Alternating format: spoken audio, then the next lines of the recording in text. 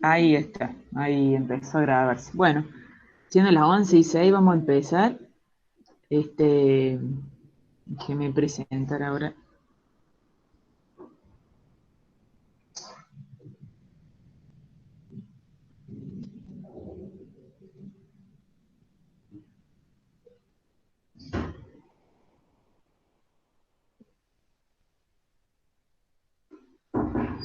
Ahí deberían estar viendo la clase, ¿cierto? Sí, ¿Tienen profesor. algún Sí, profe. aspecto? Muy bien. Vamos a ver, ¿no? Bueno, entonces, bueno, buen día. La mayoría de ustedes no me conocen, salvo la Comisión 4. Yo soy Marcela Benítez, yo soy una de las docentes de la cátedra de semiología, y yo también soy especialista en hepatología. Entonces, cae maduro, a mí me toca presentarles esto, ¿eh? Ictericia y síndromes hepáticos. Vamos a ver estos temas desde una mirada de la semiología, ¿no es cierto? Pero para ello vamos a tener que repasar algunas cositas para poder entender cuál es la expresión clínica de estas patologías. Entonces, a modo de práctico, hemos discriminado en estos tres síndromes las patologías hepatobiliares: síndrome ictérico, síndromes vesiculares y los síndromes hepáticos propiamente. Los objetivos van a ser un repasito veloz por anatomía del hígado, vía biliar, metabolismo de la bilirrubina y funciones hepáticas para entender y asimilar la semiología de las enfermedades hepatobiliares. Reconocer síntomas y signos presentes en los síndromes hepáticos e interpretar los principales métodos complementarios de las enfermedades hepatobiliares. Bueno, para comenzar, recordarán un poquito de pato y de fisio. El hígado, acá arriba a la izquierda, cómo se puede dividir a grosero modo: lóbulo hepático derecho y lóbulo hepático izquierdo, separados por ligamento falciforme. Si hacemos una micro de esto, vamos a ver que está constituido en el órgano, su parénquima, por el lobulillo hepático, que es este hexágono, dentro de los cuales se encuentra, si vamos a este gran aumento, las trabéculas de los hepatocitos, decenas de ellas. Los hepatocitos son la célula hepática, y tenemos a los extremos lo que se llama la tríada portal, que está constituida por tres componentes: el conductillo biliar, la rama más pequeñita de la vena porta y la rama más pequeñita de la arteria hepática. Y en el otro extremo está la vena centrolobulillar, que recibe la sangre de las venas y de las arterias, pero el flujo biliar es en sentido contrario. La bilis se va formando de cada uno de los hepatocitos y desemboca al conductillo biliar en este sentido. ¿Eh? Entonces recuerden esta anatomía: tríada portal, la vena centrolobulillar y las trabéculas de hepatocitos en lo que es el lobulillo hepático. El síndrome ictérico o ictericia es la coloración amarillenta de la piel y las mucosas debido a un aumento de la bilirrubina en sangre mayor a 2 miligramos de decilitro. Pero los valores normales son otros. La bilirrubina total se considera normal hasta 1 miligramo de decilitro, y está conformada la misma, vamos a ver, por una fracción directa o conjugada, que no normal es hasta 0,3 miligramos de decilitro, y por una fracción indirecta o no conjugada, cuyo valor normal es de 0,7 miligramos de decilitro. Entonces, primer concepto: no es lo mismo hiperbilirrubinemia que ictericia. La hiperbilirrubinemia se define como un aumento de la bilirrubina total más de 1 miligramo de decilitro, mientras que la ictericia es la expresión clínica de la hiperbilirrubinemia, pero no se empieza a hacer evidente sino hasta el ascenso por encima de los 2 miligramos de decilitro. ¿Comprendido? Vamos a entender un poquito del metabolismo de la bilirrubina para luego pararnos en cada una de estas etapas y explicar cuáles pueden ser las causas de esta ictericia. Si recordamos un poquito cómo se forma la bilirrubina, empezamos por la destrucción de los eritrocitos. Los eritrocitos, ustedes saben, vida media 120 días, y se destruyen cuando llega a su vida media en el sistema retículo endotelial o macrofágico, etc. Hígado, vaso y médula ósea. De ahí se forma lo que es la biliverdina, del grupo hemo. El grupo hemo de la hemoglobina, que se desprende de un eritrocito que ya se rompió, entonces forma biliverdina. Y esa biliverdina se va a transformar en la bilirrubina, por la acción de enzimas. Esa bilirrubina es la llamada bilirrubina indirecta o no conjugada, que es captada por el hígado, atraviesa lo que es el espacio de Dice en el sinusoide hepático y entra al hepatocito a través de la membrana. Captación. Dentro del hepatocito se conjuga por la enzima glucuroniltransferasa con el ácido glucurónico. ¿eh? No hace falta que recuerden exactamente los nombrecitos, pero sí que entiendan en general todos estos pasos. En esa conjugación se transforma, madura, a bilirrubina directa. Y esa bilirrubina directa es la que se excreta en el polo biliar del hepatocito hacia el conductillo biliar. ¿Se acuerdan de la tríada portal? Y ese conductillo biliar luego fluye toda la bilis y se va a desembocar en los conductos biliares derecho e izquierdo, y ese conducto biliar sale y se dirige hacia la vesícula, ya en la vía biliar que se llama extrahepática. Entonces hay una vía biliar interhepática, que son los conductillos biliares más chiquititos, y la vía biliar extrahepática, fuera del hígado, cuando todas las ramitas confluyen en los grandes troncos biliares, extrahepático. Eso va a la vesícula, la bilis allí se almacena en la vesícula biliar, que no deja de ser una bolsita de almacenamiento, y esa bilis luego es secretada por la vesícula biliar cuando ingerimos alimentos ricos en grasas para ayudar a digerirlo una vez que llega a través del colédoco hacia el intestino, el duodeno, y nos ayuda a solubilizar las grasas. Bueno, ¿cómo sigue esto? En el intestino, además de cumplir esa función, esa bilirrubina pasa a metabolizarse a urobilina. Y esa urobilina, parte es reabsorbida en la circulación entérica, entra de vuelta a circulación y parte va de vuelta, es captada por el hígado, lo que se llama la circulación enterohepática. Pero otra parte es de esa urobilina que entra en sangre desde el intestino, va hacia el riñón y se excreta a través de la orina, la urobilina. Y esa otra parte que queda en el intestino y no se reabsorbe por la circulación entérica, se excreta por las heces y lo que se llama estercobilina, que le da la coloración marrón a nuestras heces. Entonces, esos son los pasos que va a cumplir la bilirrubina una vez que llega al intestino, se metaboliza urobilina, parte se reabsorbe de vuelta y vuelve al hígado, circulación enterohepática, parte se excreta por el riñón, urobilina, y parte se excreta por ese estercobilina. Pero ¿cómo podemos hacerlo más fácil todavía? Clasificando a la ictericia en 3 mecanismos causales. Más fácil todavía, no tantos pasos. Hemólisis, que sería este paso, el aumento de la bilirrubina debido a la destrucción aumentada de los eritrocitos, hemólisis. Daño hepatocelular, enfermedades que afecten al hepatocito y puedan alterar alguno de estos pasos, sea la captación o sea la conjugación.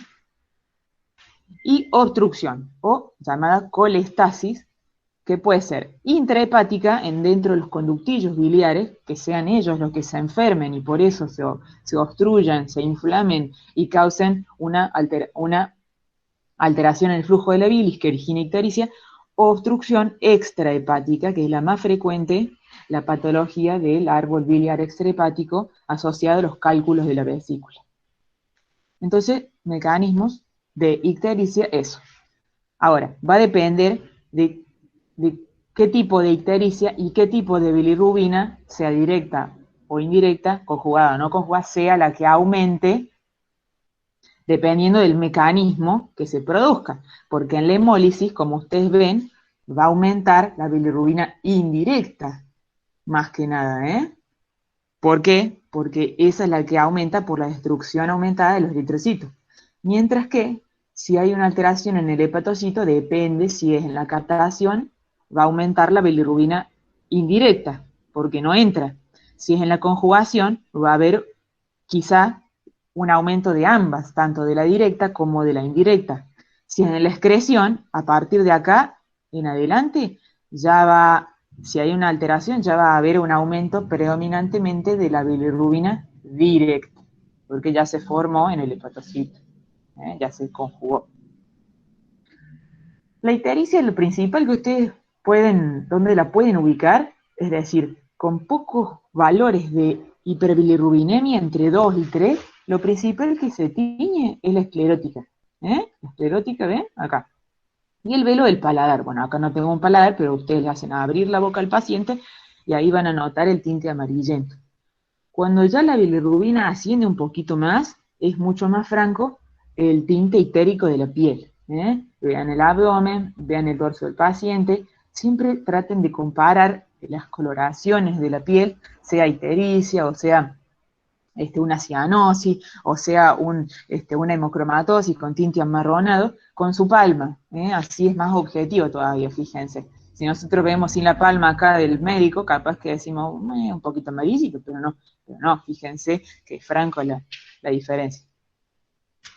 La coluria, que se produce justamente por el aumento de la excreción de la urobilina. Entonces la orina normal que tiene esta coloración pasa a tener una coloración marrón intensa o hasta incluso a veces negra como la Coca-Cola, por aumento de la urobilina o bilirrubinuria en la orina. Coluria se llama eso.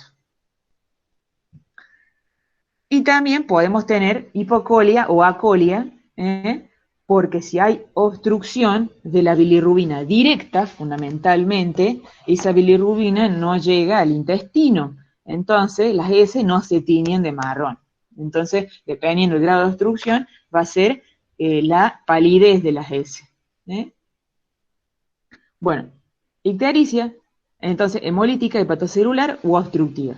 Hemolítica, fundamentalmente la diferencia es que esta no va a tener hipocolia o acolia, o sea, no va a tener las heces blanquitas ni pálidas. Puede haber un poco de coluria, pero sobre todo el paciente va a estar pálido.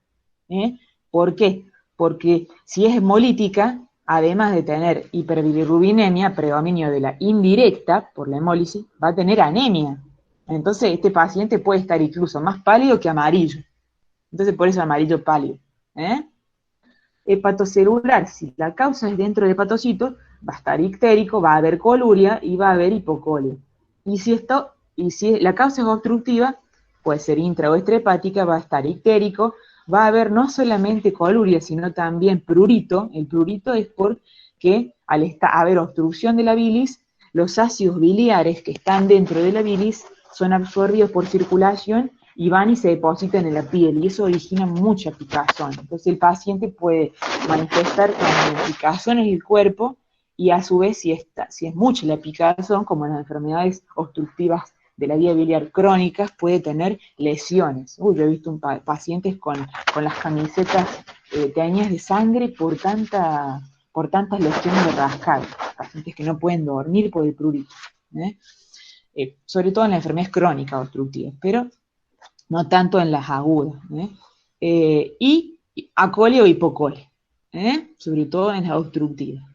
Bueno, acá tuve un problemita, pero vamos a ver si lo puedo reproducir el video, cómo palpamos. Me gustaría que vean un videito de cómo se palpa y se percute el hígado, ¿sí? Así después lo pueden hacer mejor, Ya sé que la clase pasada tuvieron la descripción con fotitos, pero por ahí hace falta repasarlo. Vamos a ver si dejar de presentar. Pueden escuchar. ¿Hasta ahora bien? Sí, profe, estamos escuchando bien.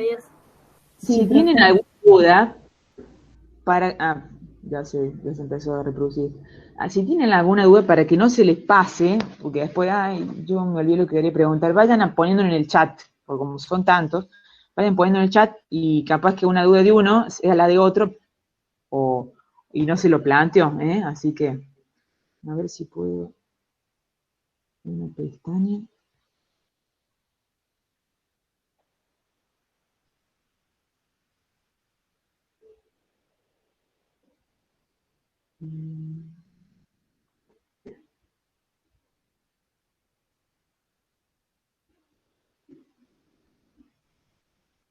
Ah, qué lástima. Bueno, le voy a tener que ir hablando yo, lo del video, porque no me permite compartir.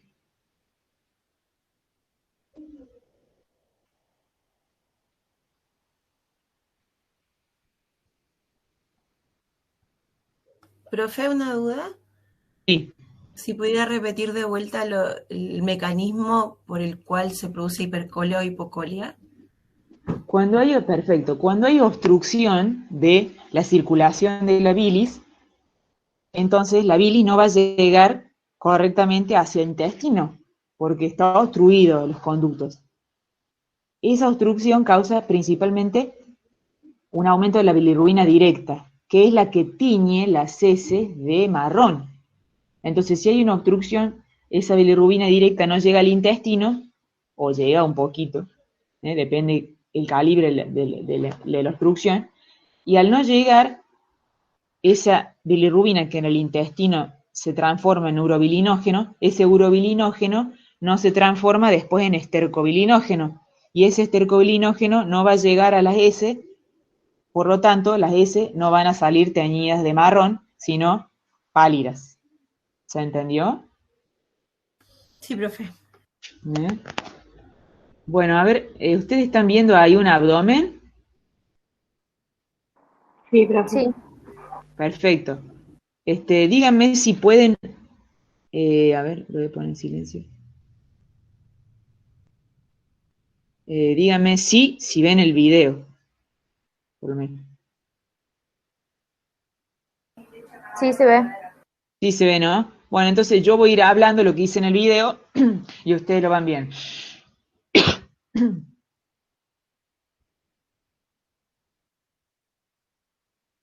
Examen físico de abdomen comienza con la inspección, le siguen la auscultación, la palpación y la percusión. El tamaño del hígado se puede estimar con la percusión del borde superior y la palpación del borde inferior. La longitud suele ser de unos 10 a 12 centímetros. De todas formas, la percusión es importante porque el hígado puede estar distendido por la distensión del ligamento falciforme, dando el hígado en báscula, o por enfermedades pulmonares como el enfisema, en donde el pulmón va a tener mayor volumen residual, aumenta su tamaño y empuja el diafragma hacia abajo y con este al hígado. Para percutir el borde superior se toma como referencia el ángulo de Lewis, justo ahí no se ve, que se corresponde con el tercer espacio intercostal y se empieza a percutir hacia abajo, sobre la línea de mi clavicular y se va a escuchar sonoridad. Bueno, ahí se escuchaba lindo la sonoridad. Ahí se encuentra su matidez.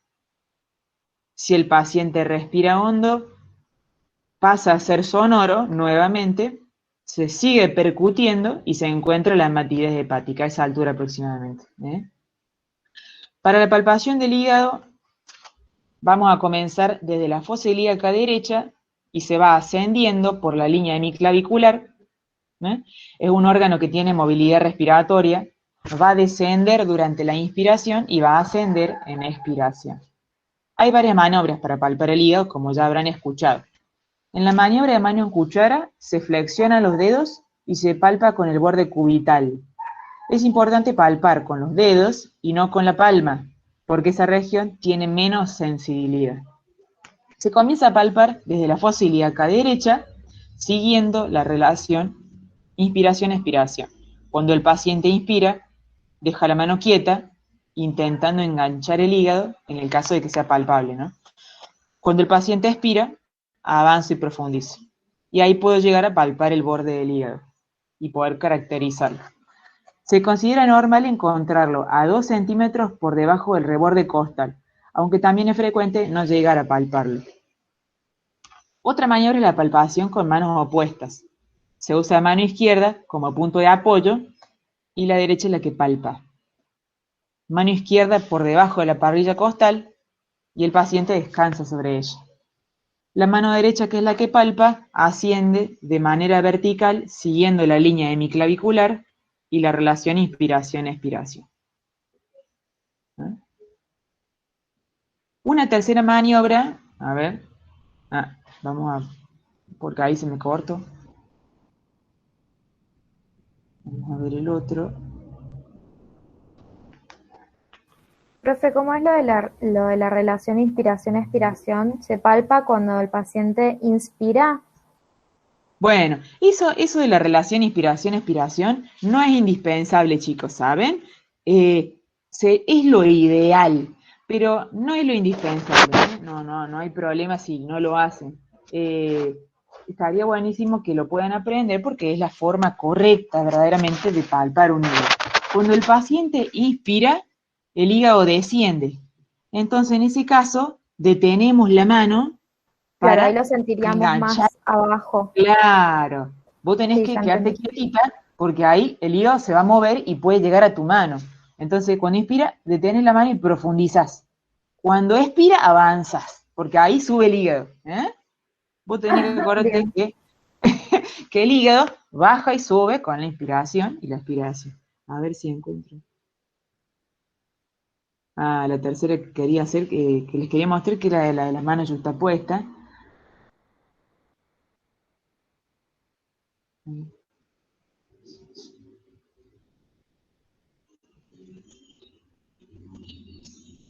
Ahí lo ven, ¿no? Bueno. Sí, profe. Una tercera maniobra entonces es con las manos yuxtapuestas, se hace un entrecruzamiento a nivel de los pulgares formando una línea con la punta de los dedos. También se comienza desde la fosa ilíaca derecha, respetando los ciclos de la respiración. Avanzamos en expiración y palpamos en inspiración. Bueno, ahí está medio descoordinado. Pero bueno, esa es una de las que más se usan, chicos, porque al hacerlo con las dos manos, aumenta la sensibilidad para poder enganchar el hígado. Pero las tres se complementan entre sí. Sigamos. Métodos complementarios para cuando se sospecha una enfermedad hepatobiliar que se expresa con ictericia. Laboratorio, el hepatograma. Sepan que el hepatograma lo conforman la bilirrubina total con las fracciones directa e indirecta. Las transaminasas son la GOT y la GPT. Y la fosfatasa alcalina y la gamma-glutamiltranspeptidasa son las enzimas que, si están aumentadas, traducen colestasis, obstrucción del paso del flujo de la bilis. Las transaminasas son las que indican la presencia o no de hepatitis y la fosfatasa alcalina y la gamma-glutamiltranspeptidasa indican la presencia de colestasis. Bueno, no voy a profundizar sobre esto porque estamos en semia, pero después en el práctico, si ustedes quieren, profundizamos o me preguntan en el chat. Y los test de función hepática se denominan básicamente la albúmina, porque ya vamos a ver las funciones bien del hígado, pero me adelanto. La albúmina es la principal proteína que es producida por el hígado, produce muchas proteínas, gamma globulina, etcétera, pero la albúmina, en la proteína más prevalente, que en mayor cantidad se encuentra en la circulación y se puede dosar. Y su disminución puede indicar una disminución de la función del órgano. Y la coagulación, reflejada por el tiempo de protrombina, o RIN, es una forma estandarizada de medir la coagulación, también está alterada cuando el hígado disminuye su función debido a la disminución de la producción del órgano de los factores de coagulación. Entonces, eso se traduce en una alteración en la coagulación. Entonces, el hepatograma es y los test de función hepática son estos dos, ¿bien? La ecografía abdominal es el método de imagen de elección para ver el hígado y las enfermedades hepatobiliares. Se puede ver la estructura del parénquima hepático, ver cómo está el borde, ver si es homogéneo el parénquima, ver si es grande o chico, la vesícula, si tiene cálculos, cómo está la pared de la vesícula, y la vía biliar, si hay algún cálculo, si hay algún tumor, si hay alguna obstrucción, cómo está el calibre de los conductos la ecografía abdominal no puede ver los conductos intrahepáticos, por lo cual si tenemos una colestasis, o sea, una obstrucción al flujo de la bilis manifestado por un aumento de estas enzimas, y la ecografía dice que la vía biliar es normal, esa vía biliar significa que la vía biliar extrahepática es normal, por lo cual hay que suponer que puede haber una obstrucción dentro del hígado, dentro de los conductos biliares más pequeñitos.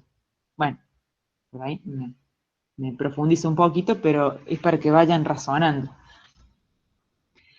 Entonces, ictericia, si es de causa hemolítica, vamos a tener un aumento de la bilirrubina indirecta, no conjugada. Y en la ecografía va a estar normal el hígado y la vía biliar va a estar normal, ¿no es cierto? Porque no tienen enfermedad de ellos, sino que hay una hemólisis. Si el problema es hepatocelular, el laboratorio va a ver o aumento de bilirrubina, predominio de conjugada, o puede haber mixta. Puede haber tanto un aumento de la indirecta como la directa, dependiendo en qué paso dentro del hepatocito sea el que más está alterado. La ecografía puede salir, ¿sí?, un hígado con características alteradas, ¿sí?, porque acá el problema está dentro del hígado.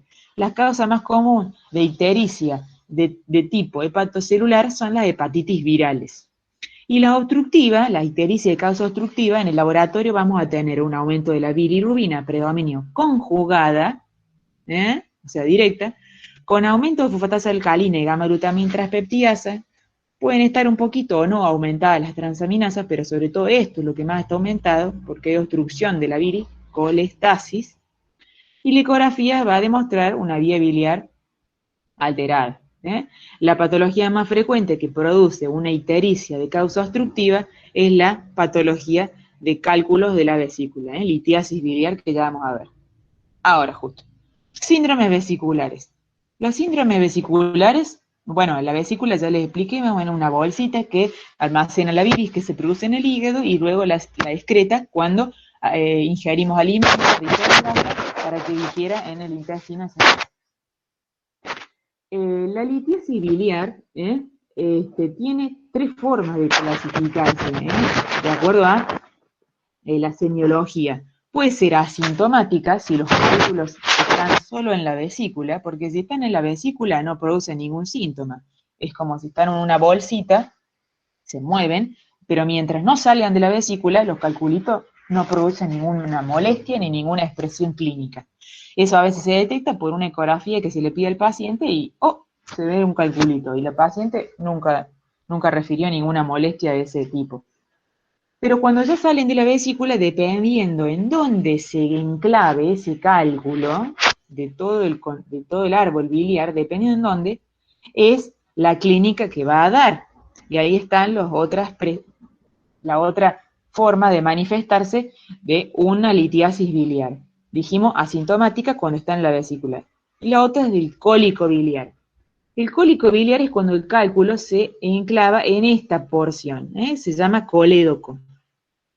El cólico biliar es un dolor intenso, vean esta paciente, que se localiza en hipocondrio derecho, generalmente es de corta duración, menos de 4 horas, puede irradiarse a hombro y al dorso, enema y cinturón, puede estar acompañado de náusea, vómito, suele aparecer, muy típico esto, pregúntenlo, entre 15 a 30 minutos después de ingerir una comida rica en grasa, y no da fiebre, a diferencia de la tercera forma de manifestación que tiene la patología de cálculos vesiculares, que es la colecistitis.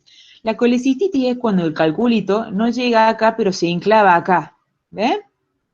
Se enclava acá. Entonces, la bilis no puede salir y esa bilis se decanta y empieza a inflamar la bolsita, la vesícula. Se inflama la pared y esa inflamación puede causar, además de dolor en hipocondrio derecho, signo de Murphy positivo, que ya lo vieron, y fiebre, a diferencia del cólico biliar. Bueno, en el laboratorio van a tener aumento de glóbulos blancos, y aumento de la bilirrubina, perfecto. Bueno, estos son los calculitos para que ustedes vean. Fíjense acá, fíjense cómo siguió el calculito, Acá pasó, acá hay muchos calculitos chiquitos, acá hay uno grande. A veces cuando hay uno grande y se enclava acá en el colédoco, puede pasar que al no haber el flujo de bilis, bacterias del intestino empiecen a ascender por la vía biliar y eso origina una infección del conducto biliar, del colédoco, lo que se llama dando una colangitis aguda. Entonces ahí, además de ictericia y dolor, puede haber fiebre, ahí sí, colangitis. Me olvidé decirle, también esto puede dar prurito, puede dar prurito, picazón. Pero fíjense cuando el cálculo sigue y se enclava en la ampolla de váter antes de llegar a el intestino. Si se enclava en la vía biliar distal, o sea, la final, puede obstruir también el wirsum, el conducto pancreático, que del páncreas lleva las enzimas pancreáticas para la digestión al duodeno, y ahí origina una pancreatitis. Entonces, esa es otra complicación de la patología de litiasis biliar. Ustedes recuerden el cólico biliar, diferencienlo de la colecistitis, y todos contentos. Bueno, entonces, para ir resumiendo, un chistecito. Hasta acá vimos el metabolismo de la bilirrubina, la clasificación de la hiperbilirrubinemia, semiología de síndrome ictérico y síndromes vesiculares.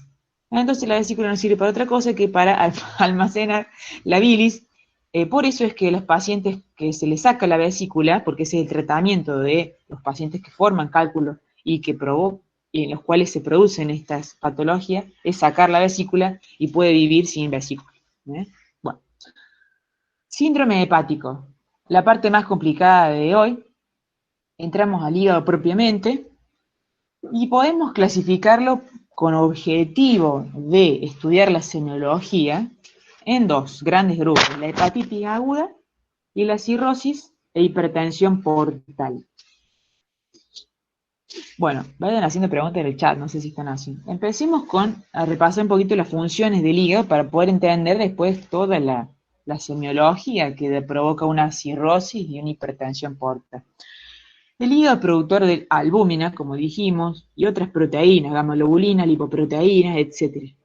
Sintetiza el colesterol, producción de triglicéridos, interviene en el metabolismo del azúcar también, almacena el azúcar en forma de glucógeno y también lleva a cabo la gluconeogénesis, glucogenolisis, cuando necesitamos azúcar en sangre, produce la bilis, depósito de sustancias como el hierro, una de las principales, la vitamina B12, el glucógeno, ya dijimos, transforma el amonio en urea, recuerden esta función para ahora que vamos a explicar a continuación, desintoxica la sangre, los tóxicos que le vienen desde el intestino, que son absorbidos con la alimentación, y son formados por, la urea por las bacterias, el amonio por las bacterias, lo transforma en urea, y también le llegan todas las toxinas de los fármacos que ingerimos, etc. Bueno, eso lo metaboliza el hígado y lo excreta luego al intestino, con la bilis. Y también sintetiza los factores de la coagulación, como por ejemplo fibrinógeno, protroamina, etc. La hepatitis aguda, la hepatitis es la inflamación del hígado, hepatitis, itis, el hígado. Uno le explica así a los pacientes, la hepatitis, porque cuando escuchan los pacientes de hepatitis piensan que es solamente la viral. Hepatitis, el término es inflamación del hígado, es una lesión hepatocelular o necroinflamatoria del hígado.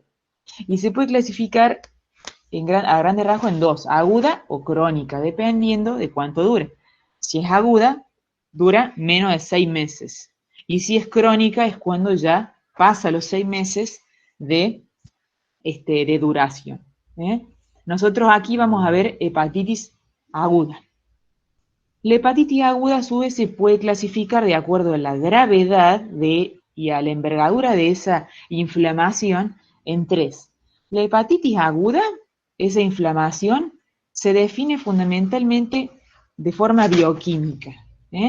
Hay un aumento, se triplican las transaminasas, la GOT y la GPT, o ASAT-ALAT, ACT-ALT, o TGO-TGP, formas de decirlo, lo mismo. Aspartato aminotransferasa y alanina aminotransferasa.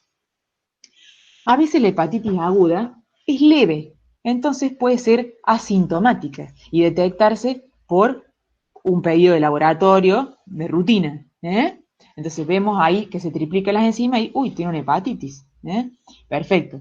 A veces no, y puede tener síntomas vagos como malestar general, náuseas, vómito, ¿eh? Decaimiento, astenia, fatiga. Esos son síntomas generales que pueden traer una hepatitis aguda. Pero a veces la hepatitis no es tan leve y se complica y es importante. Entonces, esa inflamación puede causar lo que es hepatitis aguda grave, que no solamente va a haber aumento de la TGO y la TGP, más de 3 veces el valor normal, sino también ictericia por aumento de la bilirrubina directa, y coagulopatía. Esa ictericia va a traducir una disminución de la función de los hepatocitos porque están inflamados. Entonces esa ictericia es por eso, por la disminución de la función del órgano. Y la coagulopatía es por lo mismo. El órgano, al estar tan inflamado, empieza a reducirse su función, y una de ellas es la producción de factores de coagulación. Entonces va a haber un alargamiento del tiempo de protrombina en el laboratorio. A veces, si lo examinan bien al paciente, puede tener equimosis, puede tener hematomas, el paciente te dice, me estoy viendo más moretones, o no me golpeé y tengo moretones en lugares que no son de roce fácil, como las piernas, sino en el tórax, en el cuello, en la espalda. Bueno, y falla hepática fulminante, además de tener transaminasas por 3, estar amarillo y tener equimosis o no, o alteración de la coagulación por laboratorio, va a haber encefalopatía. Eso ya implica que estamos en presencia de una hepatitis fulminante, es decir, que en horas o pocos días el paciente puede morir. Ya cuando estamos en presencia de esto, 80% de mortalidad si no se trasplanta el hígado del paciente. Causa de hepatitis aguda, alcohol, una de las principales, tóxicos como el paracetamol, algunos antibióticos, hongos como la manita faloides. Los antibióticos hay algunos más frecuentes, beta-lactámico, por ejemplo, pero es más bien por una reacción idiosincrásica que por dosis dependiente. ¿Qué quiere decir esto? El antibiótico en la mayoría de los pacientes no provoca hepatitis, pero en algunos sí. ¿Por qué? Porque su genética está predispuesta a que ese fármaco no le haga bien y provoque ese tipo de reacción, por mutaciones, por déficit enzimáticos, etc. Eso significa idiosincrásico. Pero el paracetamol es hepatotóxico debido a dependiente de la dosis. Cuando la persona supera los 10 gramos de paracetamol en un día, hay toxicidad hepática. Si el paciente tiene cirrosis, superar más de 4 gramos al día, ya hay toxicidad hepática, dosis dependiente. Hongo como la manita faloides, comer estos de hongo te puede llevar a una hepatitis fulminante. Es un hongo que no se come, no comen hongos. Salvo chance. Sí. Lo de los 4 gramos es en pacientes cirróticos, porque algunos libros de farmacología dicen que ya es hepatotóxico a partir de los 4 o 5 gramos diarios, pero no especifica si el paciente es cirrótico o no. Perfecto, es así. En un paciente con cirrosis, a partir de los 4 gramos ya puede ser hepatotóxico. ¿Por qué? Un paciente que ya tiene un órgano que tiene una patología y que no funciona normalmente. Pero en una persona normal, con un órgano normal, sin patología, sin cirrosis, el paracetamol se puede consumir hasta 10 gramos por día, no debería igual, 10 gramos por día, pero más de esa dosis es la que se considera hepatotóxica.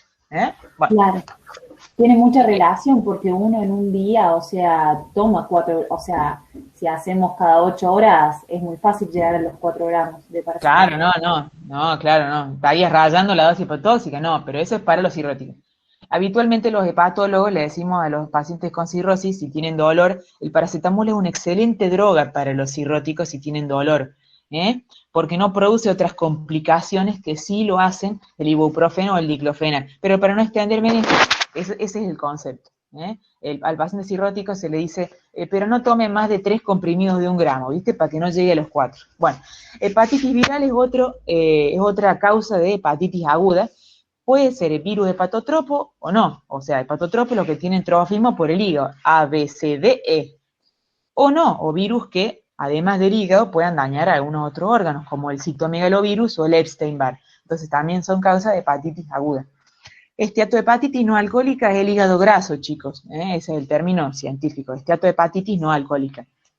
El hígado graso es una causa muy frecuente de hepatitis aguda y crónica en nuestro país, asociado a metabólicos, pacientes hipertensos, obesos, dislipémicos, diabéticos. Hepatitis autoinmune es una causa no común, pero se ve sobre todo en mujeres, y habitualmente viene acompañado de otras enfermedades autoinmunes, la más frecuente es el hipotiroidismo, y otras causas de hepatitis aguda, isquemia, como pacientes que están con shock, pacientes en sepsis, enfermedad Budd-Chiari, que es la obstrucción de las venas suprahepáticas, esteatosis aguda del embarazo, una patología catastrófica en la mujer en el tercer trimestre, cuando se pone histérica en el tercer trimestre, la mujer hay que correr, HELP, Wilson, etc. Bueno. Después, en el libro, en el manual, yo les hice una descripción un poquito más detallada. La semiología en la hepatitis aguda dependerá del grado de inflamación más que de la causa que la provoque y de la capacidad de regeneración que tenga ese órgano. ¿Qué significa esto? Si tiene una hepatitis aguda leve, quizás no tenga síntomas, quizás solo se vea en el laboratorio el reflejo de la inflamación con la triplicación o más de las transaminasas. Pero si la hepatitis es moderada o severa, ya les dije, aparece ictericia, coagulopatía y hasta encefalopatía, cuando ya hay un órgano que está necrosado masivamente y ya no se puede regenerar. No hay vuelta atrás, porque el órgano con una inflamación va a intentar regenerarse, va a intentar luchar, pero ya llega un punto que es la encefalopatía, por eso es indispensable que sepan detectarla, después de la cual cuando aparece ya no se puede volver, y si no se trasplanta esa persona se muere. ¿Qué preguntar a un paciente con hepatitis? Los hombres serán Sherlock Holmes o Watson, el que más le guste, y las mujeres, no, Sherlock Holmes, que es más inteligente y más bonito. Bueno, ¿qué preguntar a un paciente con hepatitis? Consumo de fármacos en el último mes, cualquiera, acuérdense de las reacciones idiosincrásicas, no solamente el paracetamol, que es dosis dependiente, puede causar toxicidad. Cualquier fármaco que no haya tomado, tuvo alguna gripe, se automedicó, drogas endovenosas, hongos, consumo de hongos, eso se asocia mucho a los viajes, tuvo de vacaciones en algún lugar, ¿viste? Saben, probar cosas que no lo hacen de rutina. Relación sexual en el último mes, por la posibilidad de infección de enfermedades de transmisión sexual, una de ellas la hepatitis B y C. Transfusiones, también por el contagio de hepatitis B y C. No voy a entrar en detalle, lo tienen en el libro, cómo se contagia la hepatitis B, cómo se contagia la hepatitis C. A grandes rasgos es igual que el HIV. Viajes, ya dijimos, por la posibilidad también de la hepatitis A, que viene, uno se infecta por hepatitis A fecal oral, por vía fecal oral, o sea, por consumir alimentos o agua contaminados. Y enfermedades autoinmunes, la posibilidad de que tenga hipotiroidismo o que algún familiar tenga celiaquía, por ejemplo, es una de las cosas que tienen que requisar. Métodos complementarios en la hepatitis aguda, entonces dijimos, tiene que tener sí o sí transaminasas por 3, si no, no es una hepatitis aguda. Hipoalbuminemia, disminución de tiempo de protrombina, aumento de RIN, puede haber, y el tiempo de protrombina. Y la hipoglucemia puede presentarse en el ayuno, porque el hígado no tiene la capacidad de, o sea, está inflamado, entonces no va a poder mantener una glucemia normal. Y ecografía abdominal habitualmente es normal si estamos en presencia de una hepatitis aguda, porque el órgano no va a modificar su estructura tan rápido, sino después de varios meses o años de inflamación, es decir, una hepatitis crónica, ya se va a poder ver esos cambios en la ecografía. La cirrosis. La cirrosis es el estadio final de una hepatopatía crónica, o sea, una hepatitis crónica, el estadio final. La cirrosis no se produce en 2 años, en 5 años, en 10 años. La cirrosis se produce después de 15 a 20 años de una inflamación crónica. La fibrosis es una definición la cirrosis es una definición anatomopatológica. Tiene que haber, como ustedes ya vieron en pato, fibrosis, nódulo de regeneración, que reemplazan ese parénquima normal, y eso provoca una distorsión de la arquitectura del órgano. La clasificación de la cirrosis se basa en la presencia o ausencia de complicaciones de la misma. Puede ser compensada o descompensada. ¿Bien?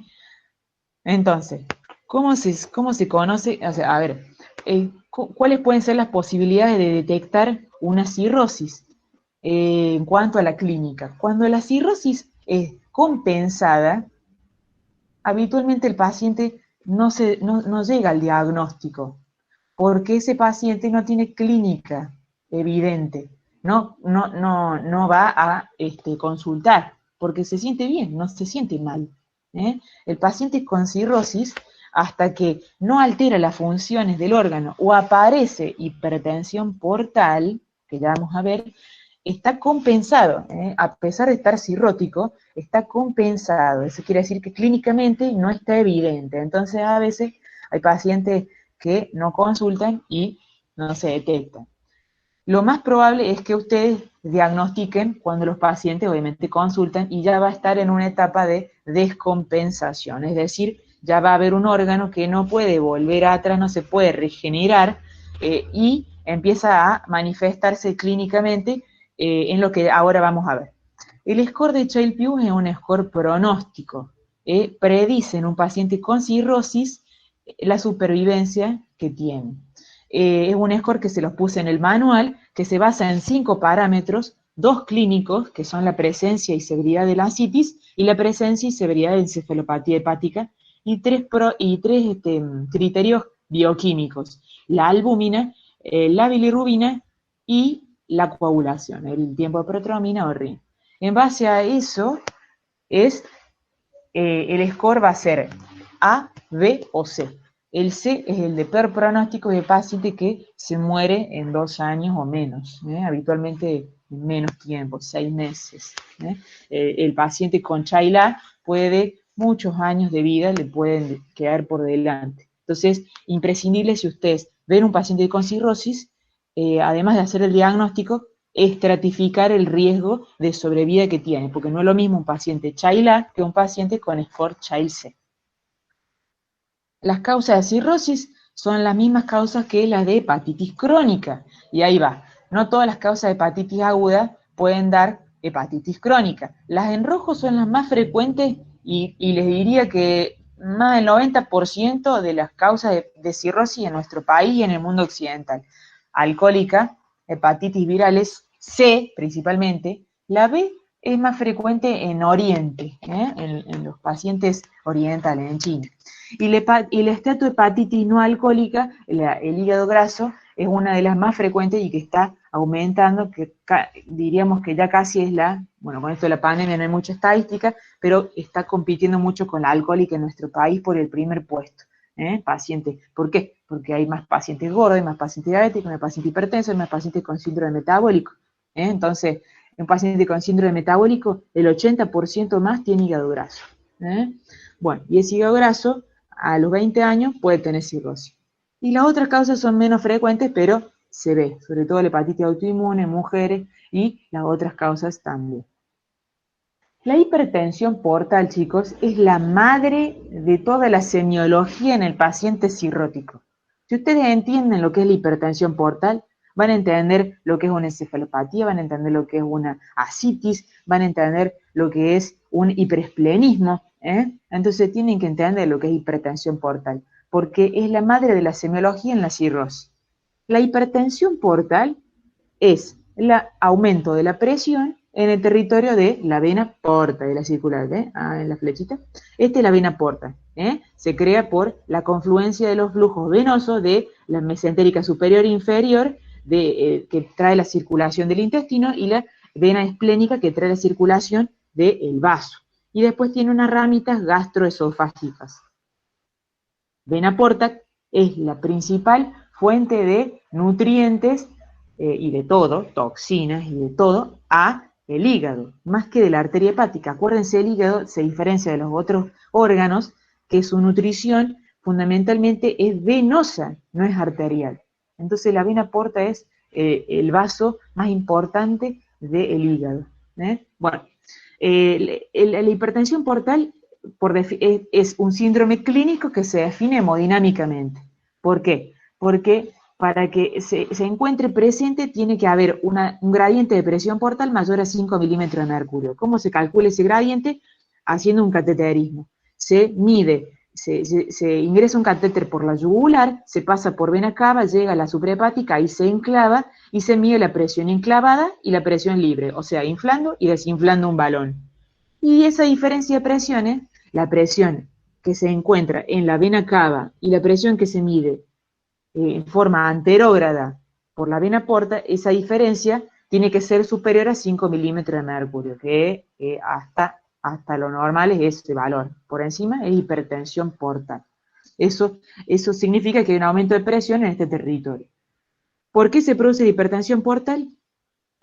Primero, porque hay un hígado cirrótico, un hígado que tiene una estructura más dura, una arquitectura dura. Eso implica que hay una resistencia hacia intrahepática a ese flujo portal. Entonces ese flujo va a estar aumentado de presión acá, porque quiere entrar un órgano que está duro. Pero también hay un componente dinámico en esa génesis de la hipertensión portal. No solamente el componente estructural del aumento de la rigidez intrahepática por la cirrosis, sino hay un componente dinámico que lo da el aumento de la vasoconstricción dentro de los capilares del hígado. Cuando el hígado está enfermo, está con una hepatitis crónica cirrótico, ese endotelio dentro de los sinusoides hepáticos ya no produce más óxido nítrico, entonces empiezan a aumentar los vasoconstrictores y a caer los vasodilatadores, entonces ese endotelio se endurece también, y esa resistencia al flujo aumenta. Entonces, la hipertensión portal se origina por un aumento de la rigidez intrahepática y un aumento de sustancias vasoconstrictoras dentro del endotelio capilar intrahepático. Bueno, se clasifica la hipertensión portal yo les hablé de cirrosis, ¿no es cierto?, como la principal causa de hipertensión portal en el mundo occidental, en el mundo, sí, y en nuestro país. Pero también hay otras causas de hipertensión portal, que pueden ser prehepática, cuando hay, por ejemplo, obstrucción en este trayecto, como una trombosis de la vena portal, o causas poshepáticas, cuando ustedes sigan el flujo del hígado para determinar si es pre o poshepático, por fuera del hígado. Cuando hay alteraciones por fuera del hígado que obstruyen el flujo de salida de la sangre del hígado, como por ejemplo una pericarditis constrictiva, un Budd-Chiari, cuando se obstruyen acá la suprahepática, insuficiencia cardíaca derecha, una valvulopatía tricupilla, etc. Pero la más común es la cirrosis, es la principal causa de la hipertensión portal. Mecanismo, bueno, ahí está, estructural, dinámico. Fíjense cómo se entra el catéter para medir la presión portal, viene por la yugular, pasa por las venas cava, y ¡puc!, se enclava en la suprahepática, porque no puede pasar más abajo. Bueno, esta es una de las manifestaciones de la hipertensión portal. Como hay aumento de la presión en ese territorio, empiezan a formarse colaterales venosas. Ese aumento de presión estimula la angiogénesis. Entonces empiezan a formarse colaterales, que pueden aparecer a un nivel superficial, hablando de la piel, o a un nivel profundo, como son las varices esofágicas y las hemorroides. Los superficiales van a ver este tipo de varices. La mayor parte de las varices que podemos localizar en el abdomen, superficiales, son cuando hay un aumento de presión portocava. O sea, vamos a ver sobre todo por encima del ombligo, como se ve acá, ¿ven?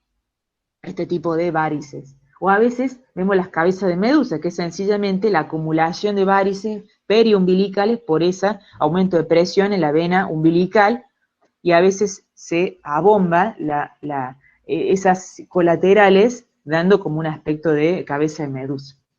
Justo acá, esto.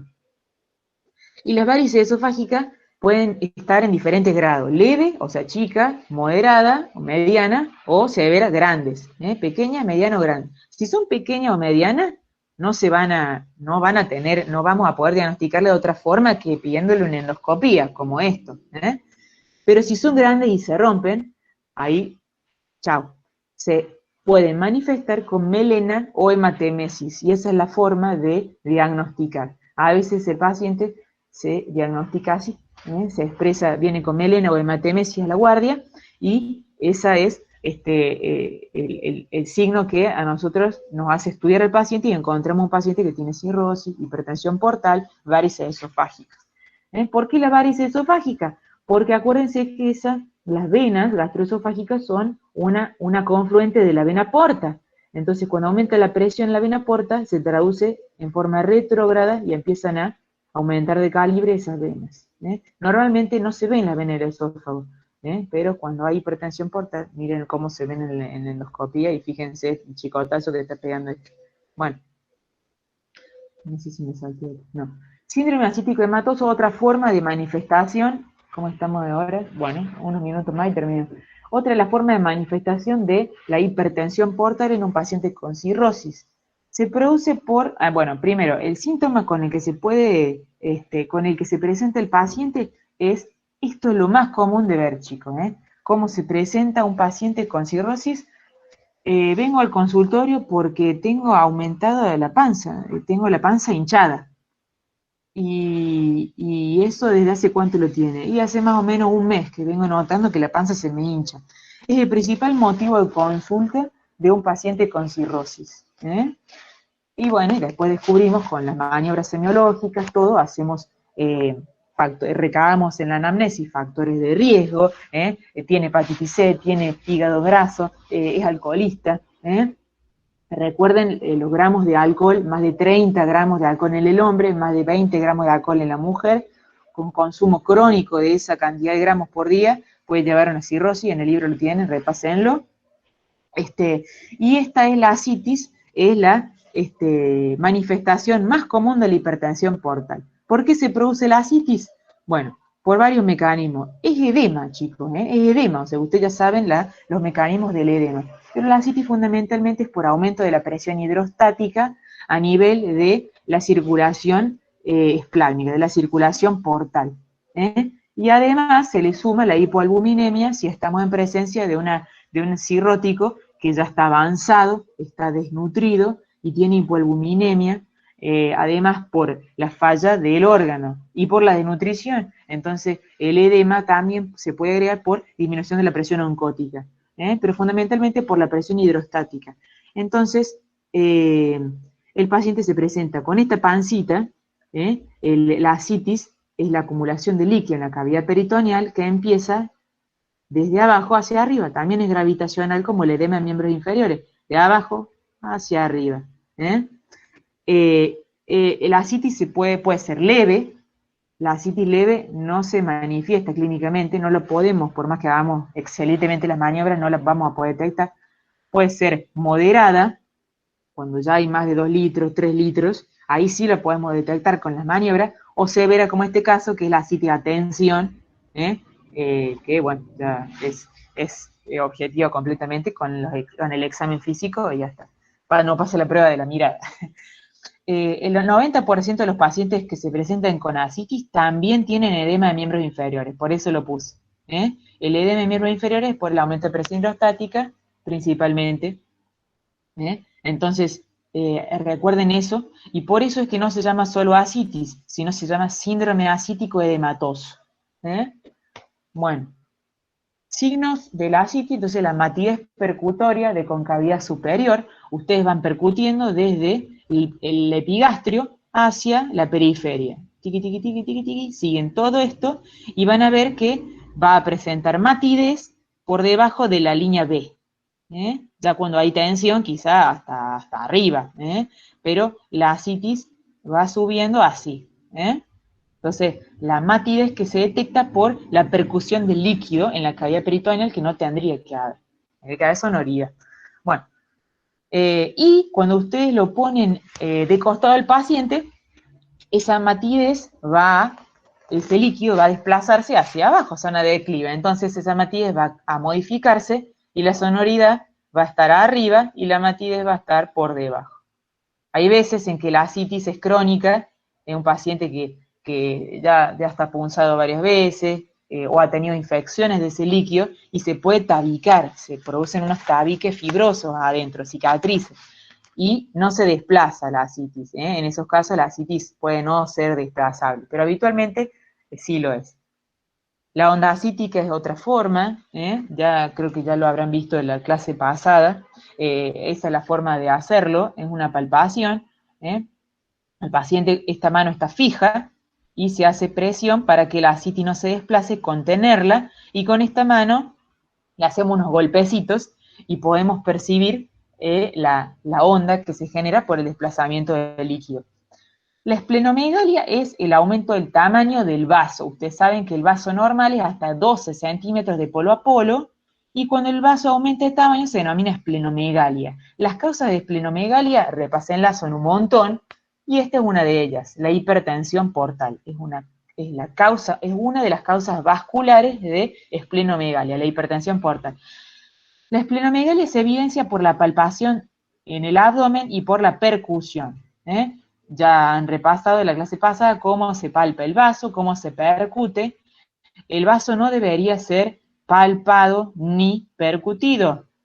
Cuando el vaso, primero, el vaso debería hacerse la percusión. Si nosotros percutimos el punto de Castel, es cuando no debería estar, o sea, percusión de punto de Castel, matidez, entonces ahí es cuando hacemos la palpación del vaso. El vaso crece, fíjense, hacia abajo y hacia la derecha, o sea, hacia el medio, hacia umbilical, hacia abajo acá. Bueno. Síntomas, entonces, de un paciente con cirrosis e hipertensión portal: puede tener astenia, anorexia, disminución de la concentración, impotencia sexual. Signos: asitis, telangiectasias aracneiformes, y ahí vamos a ver fotos, ginecomastia, distribución ginecoide del vello, palma hepática, amenorrea, en mujeres, diátesis hemorrágica, edema discrásico y encefalopatía hepática. Ahora vemos todo esto. La disminución de la concentración, ¿a qué se debe, profe? A la encefalopatía hepática. Lo dejé para el último, así que ya lo vamos a ver. Perfecto, gracias.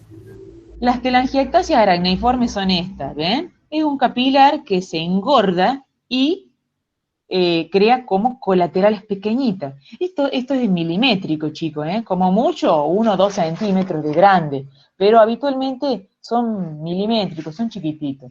Aparecen generalmente en el pecho, en el torso superior, o en la cara y en el cuello. Esto se debe a la hiperestrogenemia en el cirrótico. En el cirrótico es un órgano que disminuye el metabolismo y la conversión del estrógeno. Entonces ese estrógeno circulante está aumentado, y eso provoca, es un mecanismo hormonal en la piel, esta dilatación de los capilares, y este aspecto es el cual toman. Sobre todo esto se ve en los cirróticos de causa alcohólica.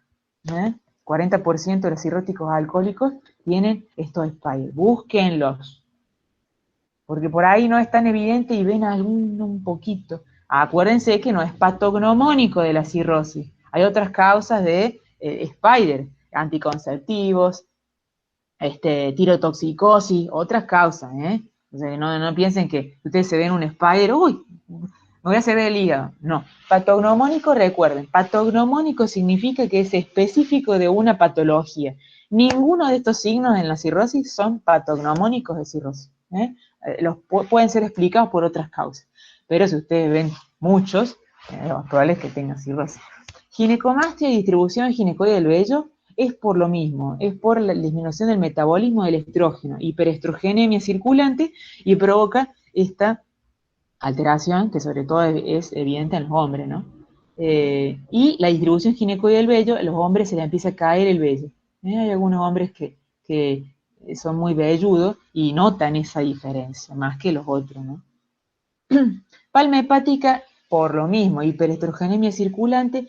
La palma hepática o eritema palmar es el eritema de la eminencia tenar e hipotenar en la mano, ¿ven?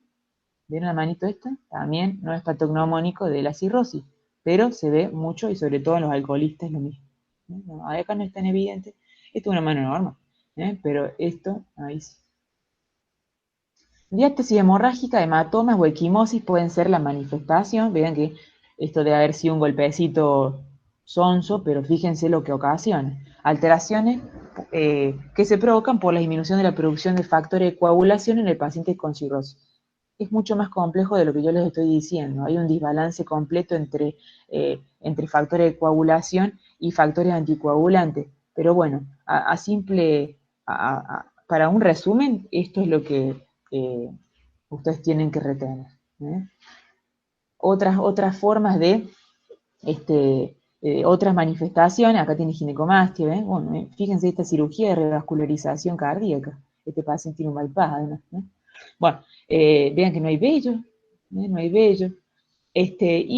Acá tenemos la hipertrofia parotidia, que también ocurre, pero esto es más del paciente alcoholista, es por toxicidad alcohólica, no es por la hipertensión portal ni por la cirrosis per se, es una manifestación de alcoholismo como causa de cirrosis. Y estos son spiders, toda la arañita, arañas vasculares, spiders, telangiectasias, son sinónimos. Edemas discrásicos, fíjense la fobia, son edemas que son iguales a los edemas cardiogénicos, son edemas fríos, edemas, a veces cuando predomina la hipoalbuminemia como causa, pero principalmente el mecanismo es por aumento de presión hidrostática, por eso es parecido al cardíaco, pero cuando es por hipoalbuminemia, no son fríos, sino son calentitos, son edemas calientes que dejan fobia igualmente.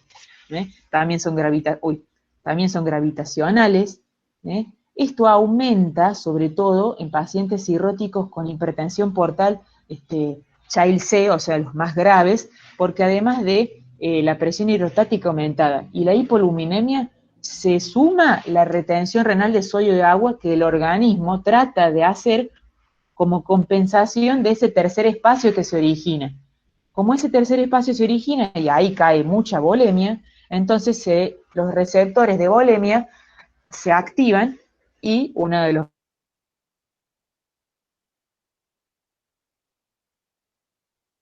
momentos de retención de sodio de agua como mecanismo compensador que finalmente lo único que hace es perjudicar más porque aumenta el tercer espacio y es un mecanismo vicioso hasta que llega un punto en que el paciente ya se encuentra muy grave.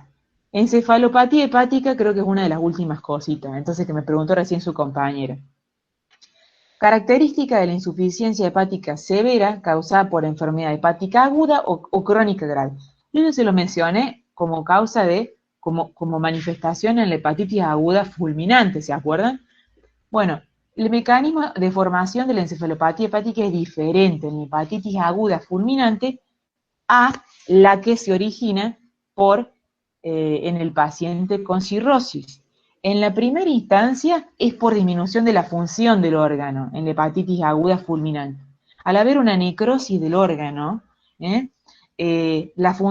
todas las funciones del órgano son disminuidas completamente. Entonces deja de desintoxicar el organismo a grande rasgos estoy hablando, y todas esas toxinas, inclusive el amonio, se va hacia el cerebro y atraviesa la barrera hematoencefálica y origina una toxicidad astrocitaria en los astrocitos, edema astrocitario y las manifestaciones de eso, que es lo que se llama encefalopatía hepática.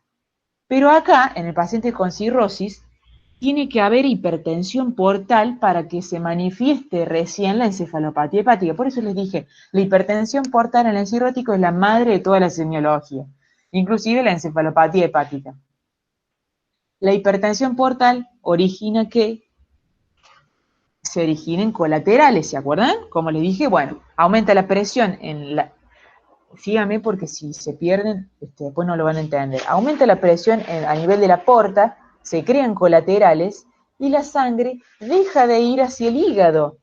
Entonces, eso significa que se crean shunts, o sea, puentes venosos. Hay pacientes que adentro tienen una verdadera maraña de venas, como puentes, circulaciones colaterales que se crean por esa presión aumentada que no deja entrar el flujo hacia el hígado. Entonces la sangre se va hacia otros lados, yuntea al órgano, y esa sangre que yuntea al órgano no se desintoxica, no se detoxifica. Entonces esa sangre lleva el amonio al cerebro y lo que les acabo de explicar, lo mismo. Intoxicación astrocitaria, edema astrocitario, al atravesar la barrera hematoencefálica y encefalopatía. O sea que fíjense que son dos mecanismos diferentes, pero la encefalopatía hepática puede estar en una hepatitis aguda, convirtiéndola en grave ya, como manifestación de una hepatitis aguda grave, y en un paciente con cirrosis por hipertensión portal. Espero que se haya entendido, traté de resumirlo. Entonces, acá la encefalopatía hepática, estamos viendo en la hipertensión portal, se produce por, bueno, lo acabo de, no quiero ser redundante.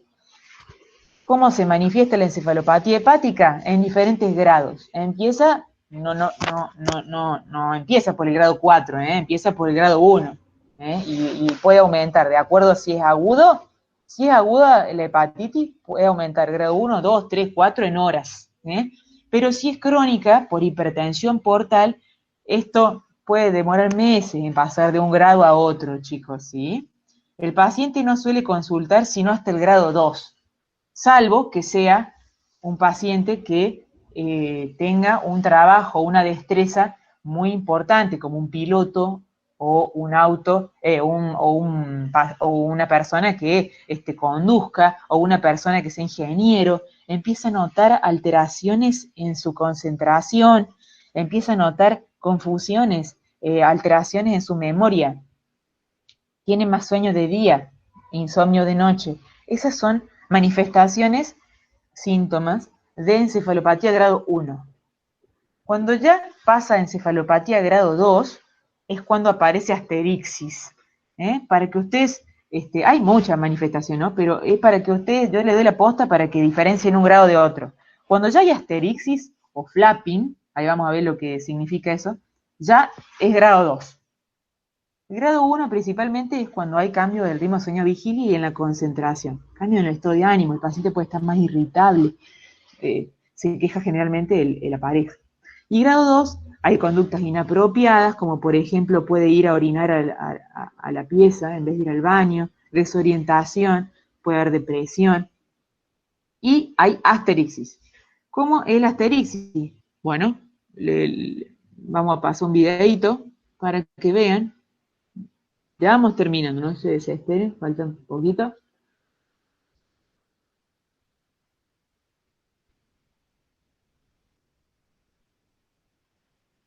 Va. Ahí está. Es un temblor fino que puede ser espontáneo o inducido. Espontáneo, cuando lo ponemos al paciente, díganle, extiende los brazos hacia adelante, el paciente puede estar sentado o acostado, si está internado va a estar acostado, como este. Y le extienda los brazos, separe los dedos y mantenga así. Y le dicen, cierre los ojos, así no es consciente del movimiento y se puede evidenciar más fácil. Fíjense el temblor de las manos de este paciente, ¿ven? Así lo tienen que poner al paciente. A veces es más evidente, a veces es más sutil. Habitualmente así es como se ve. Y cuando no es espontáneo, se hace lo que hizo recién ese médico. Se le estira un poquito más la manito, se la hace extender un poco más y fíjense ahí cómo se desencadenó más evidente el flapping. Flapping, espero que lo hayan visto, flapping es sinónimo de asterixis, lo pueden decir de las dos formas, asterixis. Volamos.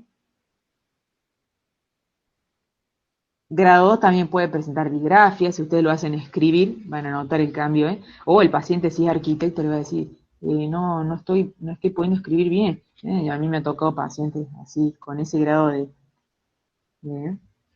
Bueno, acá está.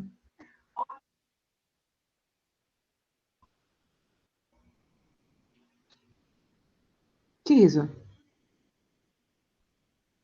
Ah, Acá empezó a reproducirse otro video y solamente yo lo escuchaba. Por eso me quedé callada. Bueno, siguió el YouTube.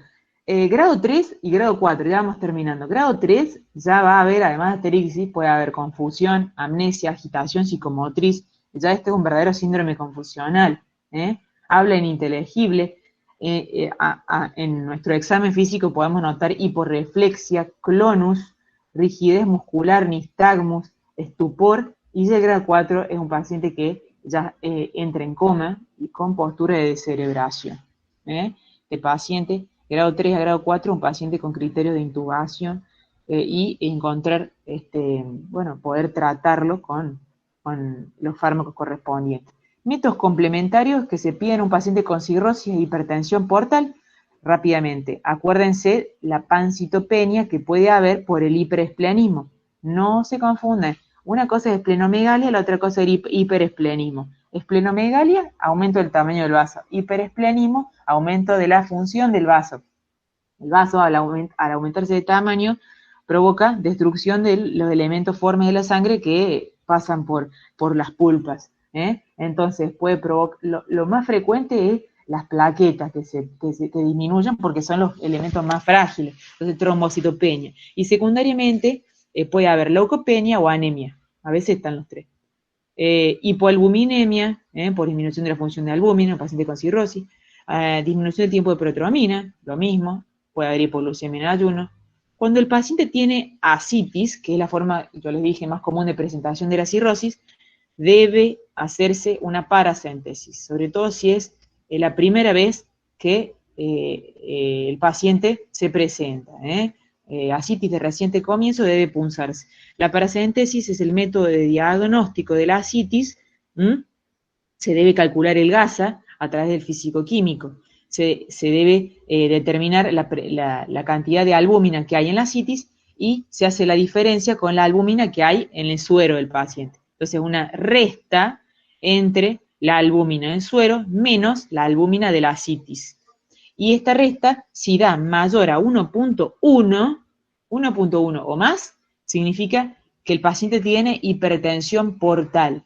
Entonces, significa que la ascitis es por hipertensión portal, porque ustedes bien conocen otras causas de ascitis. Puede haber una ascitis por insuficiencia cardíaca, puede haber una ascitis por cáncer de ovario, por pancreatitis crónica, por tuberculosis. Hay otras causas de acumulación de líquido en el peritoneo. Pero por hipertensión portal se diagnostica de esta forma, por un GASA mayor a 1.1. El método diagnóstico de la lesión es la ecografía abdominal con Doppler hepático color, no solo ecografía abdominal. La ecografía abdominal ve el órgano, ¿no es cierto? Un órgano cirrótico, lo más probable es que sea un órgano heterogéneo, bordes irregulares, no es liso, es heterogéneo, puede ser chico o grande, generalmente chico. Pero el Doppler, la función Doppler hepático color, va a ver las venas y las arterias, sobre todo las venas, pudiendo estimar el calibre de la vena porta, que es un signo indirecto de hipertensión portal, y la presencia de colaterales. Además, en la ecografía van a poder ver el vaso y van a estimar su tamaño. Van a ver la ascitis como está acá. Esta parte negra es ascitis. Profe, eso es para diagnosticar cirrosis o ascitis. Las dos cosas. El Pero ecografía. Que sea de elección, ¿es para la cirrosis o es mejor para la ascitis no es mejor la paracéntesis? La ascitis se diagnostica clínicamente, salvo cuando sea una ascitis leve, que no se manifiesta clínicamente y se puede ver con la ecografía. La ecografía detecta pequeñas cantidades de mililitros en el abdomen. Entonces, con la ecografía uno diagnostica la presencia de ascitis. Pero después estás con la pregunta, ¿ascitis por qué? Si el paciente nunca se punzó y se extrajo líquido, hay que hacerlo. Toda ascitis tiene que ser pinchada, si nunca se hizo. Y de esa forma va a estimar el GASA. Si el GASA es mayor a 1.1, esa ascitis es por hipertensión portal. ¿Cuál es la causa más frecuente de hipertensión portal? En el 90% de los casos, cirrosis. Pero si el GASA es menor a 1.1, es una ascitis de otra causa. puede ser de otra causa, puede ser por síndrome nefrótico, por insuficiencia cardíaca o las que les dije anteriormente. Pero la forma del método de diagnóstico, siempre chicos, clínico primero y después estudios complementarios, que son complementarios por eso, porque complementan lo que vos sospechaste después de una clínica, después con el síndrome que vos creaste, se complementa o se confirma o se descarta con una buena elección de estudios complementarios. Pero la ascitis, además de la ecografía, si nunca se pinchó, tiene que ser punzada para estudiar cuál es la causa. La presencia o ausencia por la clínica o por la ecografía. Y la causa por la parasíntesis. Bueno, no sé si queda lugar para los casos clínicos, me parece que no. 1 hora y media me extendí. Vamos a ver las preguntas. Ya después van a resolver los casos clínicos en los ATV. A ver, vamos a tratar de responder sin hecho. No, este no. Sí, la grabé a la clase. No hicimos preguntas por el chat. Ah, bueno. Bueno, si alguno quiere preguntar algo ahora, si no, espero haber sido clara.